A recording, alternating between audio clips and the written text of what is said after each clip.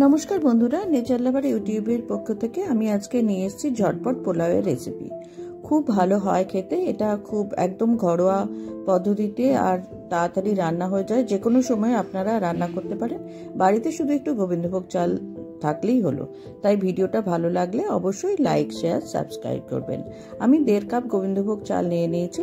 চালটা আমি 10 মিনিটের জন্য ভিজিয়ে রেখেছিলাম। তার মধ্যে এর সঙ্গে দিয়ে দিলাম হলুদ, নুন, একটু আদা বাটা, চিনি, সমস্ত কিছু দিয়ে আবার আমি এটা 10 মিনিটের জন্য ভিজিয়ে রাখলাম, যাতে এই সমস্ত মশলাগুলো এই চালের মধ্যে ভালো করে ঢুকে যায়। এবারে কড়ার মধ্যে আমি 2 চামচ ঘি দিয়ে দিচ্ছি। দেখুন, এরকম ছোট চামচেরই 2 চামচ ঘি দিলাম। এবারে এর সঙ্গে আমি দিয়ে দিয়েছি তেজপাতা, ছোট এলাচ, লবঙ্গ, দারচিনি। এই সমস্ত উপকরণগুলো আমি একে একে গরম মশলাগুলো এর মধ্যে দিয়ে দিলাম।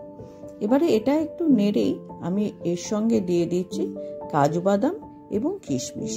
কাজু বাদাম আর কিশমিশটা একটুখানি গ্যাস কমিয়ে নেড়ে নিচ্ছি, রান্না করে নিচ্ছি। আর দেখবেন আপনারা যেন লাল না হয়ে যায় বা পুড়ে না যায়, একটু গ্যাস কমিয়ে করবেন। ব্যাস হয়ে গেল। এরপরেই আমি চালটা এর মধ্যে দিয়ে দিলাম। আর কোনো লুকোনো মশলা আমি কিচ্ছু দিইনি, খুব সহজভাবে। দেখুন, হলুদ দেওয়ার জন্য রংটাও কিন্তু পোলাওয়ের রঙই এসছে, কোনো ফুড কালার দিইনি। আমি 1.5 কাপ চাল নিয়েছিলাম, তাই 3 কাপ জল এখানে নিলাম। যা চাল নেবেন তার ডবল জল নিতে হবে। দেখুন, এরকমভাবে জলটা একটু গরম করে নিয়েছি। জলটা গরম করে নিয়ে আমি এটা ওই পোলাওয়ের সঙ্গে এই জলটা আমি দিয়ে দিচ্ছি। দেখলেন আমি কতটা জল নিলাম, এই কাপেই কিন্তু আমি চালটাও নিয়েছিলাম। জলটা দিয়ে আমি একটু ভালো করে নেড়ে আমি গ্যাস কমিয়ে এটা 10 মিনিটের জন্য চাপা দিয়ে রাখলাম। একদম গ্যাসটা কিন্তু কমিয়ে দেবেন। দেখুন বন্ধুরা, আমি ঢাকা দিয়ে রাখলাম। 10 মিনিট পর দেখুন একদম চালটা সেদ্ধ হয়ে গেছে। আর ভাতটা দেখেছেন কীরকম ঝরঝরে হয়েছে। পোলাওটা খুব সহজেই বানানো যায়। আপনারা অবশ্যই একবার বানিয়ে খাবেন আর আমাকে জানাবেন কেমন লাগলো। কোনো ফুড কালার নেই, কোনো কিচ্ছু নেই, একদম ঘরোয়া উপকরণ দিয়ে।